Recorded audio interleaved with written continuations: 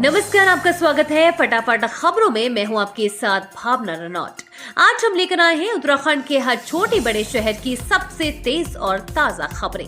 तो चैनल को सब्सक्राइब कीजिए और वीडियो कहां से देख रहे हैं कमेंट बॉक्स में जरूर बताएं। मंगलौर में विवाद, सीईओ दफ्तर पहुंची भाजपा, कांग्रेस ने की दोबारा मतदान कराने की मांग। मंगलौर विधानसभा के उपचुनाव के लिए हुए मतदान के दौरान लेबर हेड में विवाद को लेकर भाजपा का एक प्रतिनिधि मंडल सचिवालय स्थित मुख्य निर्वाचन अधिकारी डॉक्टर BVRC पुरुषोत्तम के कार्यालय पहुंचा और उन्हें ज्ञापन सौंपा। वहीं कांग्रेस ने भी निर्वाचन आयोग से दोबारा मतदान की मांग की।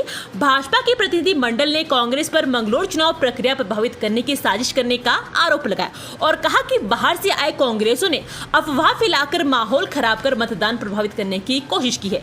इसी क्रम में वर्ग विशेष में झूठी अफवाहें फैलाकर वहां का माहौल खराब करने की साजिश को अंजाम दिया गया। इस सब के पीछे उनका प्रयास वहां के चुनाव को प्रभावित किए जाने का था। कांग्रेस ने पूर्णतः सोची समझी रणनीति के तहत इस घटनाक्रम को अंजाम दिया है, जो पूरी तरह से आदर्श चुनाव आचार संहिता का उल्लंघन है। प्रतिनिधि मंडल में धर्मपुर से भाजपा विधायक विनोद चमोली, राजपुर विधायक खजान दास, प्रदेश कोषाध्यक्ष पुनीत मित्तल, प्रदेश मीडिया प्रभारी मनवीर चौहान, सह मीडिया प्रभारी राजेंद्र नेगी शामिल थे। और दिखने लगे बाढ़ के दिए जख्म, जगह जगह सड़कें टूटी, घरों में सामान हो गया खराब, लाखों का नुकसान। खटीमा में बरसाती पानी में जलमग्न खटीमा में मंगलवार सुबह को पानी उतर तो गया, लेकिन आपदा अपने जख्म छोड़ गई। जगह जगह संपर्क मार्ग बरसाती पानी में बह गए और इससे आवागमन प्रभावित हो गया। इसके अलावा मुख्य मार्ग पर बने गड्ढों में हादसों की आशंका बढ़ गई है। कई कॉलोनियों में बरसाती पानी तेज बहाव में सड़कों को अपने साथ भागकर ले गया। बारिश के पानी के घरों में घुसने से लोगों का राशन और कीमती सामान खराब हो गया। दुकानों में पानी घुसने से व्यापारियों को भी लाखों का नुकसान उठाना पड़ा। केदारनाथ विधायक शेला रानी रावत का निधन, देहरादून के मैक्स अस्पताल में ली अंतिम सांस। उत्तराखंड में केदारनाथ विधायक शेला रानी रावत का मंगलवार रात निधन हो गया। उन्होंने देहरादून के मैक्स अस्पताल में अंतिम सांस ली। विधायक के भाई व उत्तराखंड प्रेस क्लब के अध्यक्ष अजय राणा ने इसकी पुष्टि की है। वह 68 साल की थी। उनका अंतिम संस्कार बुधवार को उनके पैतृक स्थान पर होगा। विधायक शेला रानी 2 दिन से मैक्स अस्पताल में वेंटिलेटर पर थी। रीढ़ की हड्डी में फ्रैक्चर के बाद हुई सर्जरी के बाद से वे उबर नहीं पाई थी। वर्ष 2017 में विश्व चुनाव प्रचार के दौरान शेला रानी रावत गिर गई थी, जिससे उन्हें आंतरिक चोट आई थी। चोट से मांस फटने के कारण उन्हें कैंसर भी हो गया था। करीब 3 वर्ष तक चले इलाज के बाद वह स्वस्थ होकर अपने घर लौटी और फिर से राजनीति में सक्रिय हो गई। प्रतापनगर के राजमहल में अचानक लगी भीषण आग, विकराल लपटे देख मची अफरा तफरी। उत्तराखंड के टिहरी जिले में प्रतापनगर के राजमहल में भीषण आग लग गई। आग इतनी विकराल थी कि घंटों बाद काबू पाया जा सका। इस दौरान राजमहल का एक कमरा पूरी तरह से जलकर राख हो गया, जबकि अन्य महल में आंशिक रूप से नुकसान हुआ है। जानकारी के अनुसार सुबह 10 बजे राजमहल से धुएं का गुबार निकलता दिखा। जैसे ही आसपास के लोग वहां पहुंचे, तब तक आग कमरे को अपने आगोश में ले चुकी थी। आनंद फानन में तहसीलदार प्रतापनगर चंद्र मोहन आर्य, थाना अध्यक्ष लंबगांव शांति प्रसाद चमोली अपनी टीम के साथ राजमहल पहुंचे और आग को बुझाने का प्रयास किया, लेकिन आग की लपटें इतनी भयानक थी कि काबू पाना मुश्किल हो गया था। शाम करीब 4 बजे आग पर काबू पाया जा सका। यमुनोत्री धाम जाते हुए मध्य प्रदेश के यात्री की मौत, धाम में 30 हुई मृतकों की संख्या। 4 धाम यात्रा पर आए एक श्रद्धालु की यमुनोत्री धाम जाते हुए मौत हो गई। धाम की यात्रा के दौरान मृतकों की संख्या अब 30 हो गई है। यमुनोत्री धाम की यात्रा के दौरान जानकी चट्टी यमुनोत्री पैदल मार्ग पर मध्य प्रदेश के घनश्याम सेन 67 वर्षीय की अचानक तबियत बिगड़ गई। इस दौरान उन्हें अचेतावस्था में जानकी चट्टी अस्पताल पहुंचाया गया, जहां डॉक्टरों ने उन्हें मृत घोषित कर दिया। डॉक्टर हरदेव सिंह पवार ने बताया कि श्रद्धालु अस्पताल पहुंचने से पहले ही दम तोड़ चुके थे। सीएम धामी ने दी केदारनाथ विधायक शेला रानी रावत को श्रद्धांजलि, कहा पार्टी के लिए बड़ी क्षति।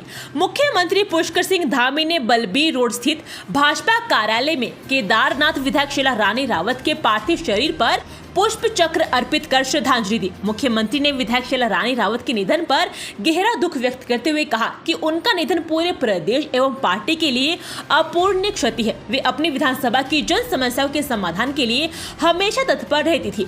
मुख्यमंत्री ने कहा कि शीला रानी रावत केदारनाथ विधानसभा क्षेत्र के विकास के लिए हमेशा समर्पित भाव से कार्य करती थी और जनता की समस्याओं को सरकार एवं शासन स्तर पर प्राथमिकता से रखकर उनका समाधान करवाती थी। उन्होंने हमेशा समाज के अंतिम छोर में खड़े लोगों की आवाज को उठाने और समाधान की ओर ले जाने का कार्य किया। उनका सरल, सहज एवं मृदुभाषी व्यक्तित्व था। कुमाऊं के सबसे बड़े कॉलेज का छात्र संघ अध्यक्ष निकला लुटेरा। डॉक्टरों के कैबिन में घुसकर की लूट, मरीजों के सामने पीटा। पुलिस ने कुमाऊं के सबसे बड़े MB-PG कॉलेज के छात्र संघ अध्यक्ष सूरज रमोला एवं ABVP के नगर मंत्री मनिकेत तोमर समेत 5 युवाओं पर लूट, बलवा, मारपीट, जान से मारने की धमकी व गाली गलौज की नई धाराओं में केस दर्ज किया है। 4 दिन पहले डॉक्टर पुनीत गोयल से हुई मारपीट में मामले में ये कार्रवाई हुई है। मारपीट का वीडियो इंटरनेट मीडिया पर प्रसारित हुआ था। आरोप है कि सभी आरोपितों ने OPD में मरीज को देखने के दौरान मारपीट की और इसके बाद काउंटर में रखे 40,000 रुपए लूट कर ले गए। पुलिस ने प्रकरण की जांच शुरू कर दी है।